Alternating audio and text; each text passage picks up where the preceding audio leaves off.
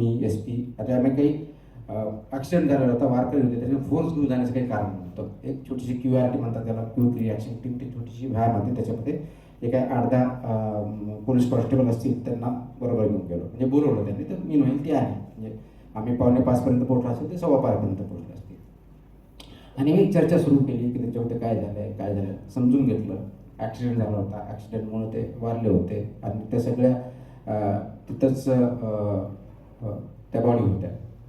मी discussion केलं. मग ते म्हणे आमच्या राज्यस्तरीय जे अध्यक्ष आहेत त्यांच्याशी चर्चा करावं लागेल आम्हाला. त्यांच्याशी चर्चा केली, त्यांनी सांगितलं आणि सर्वसाधारणपणे 6 आणि जे काय आपले मॅनेजमेंटच्या टेक्निक असतात त्या मॅनेजमेंट टेक्निकवरून जसं हळूहळू तो जो मॉब होता, वारकरी होते, त्यांना बाजूला घेत बोलत चर्चा करत घेऊन गेलो. तो by around 6 o'clock it was agreed की आता हे जे आहे ते बॉडी आपण ते उचलू आणि रस्ता क्लिअर करू, हे अग्री झालं.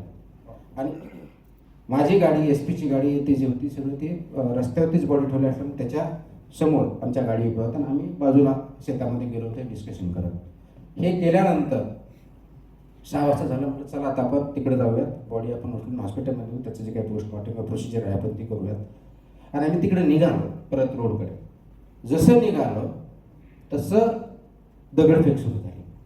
बस आता दगडफेक वारकरी करत नव्हते, त्यांचं काही कारण नव्हतं, कारण ते कन्व्हिन्स झालेले होते, त्यांच्यावर चर्चा पण झालेली होती. ह्या 1-1.25 तासामध्ये गावकरी गोळा झाले होते किंवा आजूबाजूचे लोक गोळा झाले होते. संध्याकाळचा वेळ होता, 6च्या आसपास.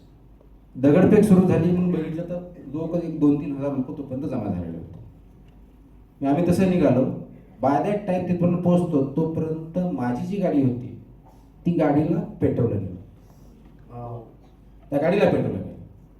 ती गाडीला पेटवल्यानंतर आणि त्या बॉडी त्याच्याजवळ आणि ती गाडी, आम्हाला भीती वाटली की जे गाडी जो स्फोट झाला आणि त्याच्यातून ते जर बॉडीवर पडलं तर त्याचा आणखी एक वेगळाच काहीतरी परिणाम होईल, म्हणून ती विझवण्यासाठी आम्ही प्रयत्न करायला गेलो. बाय दॅट टाइम ती जी व्हॅन होती आणि त्याच्यामध्ये त्यालाही जाळ लावला, म्हणजे त्यालाही आग लावली.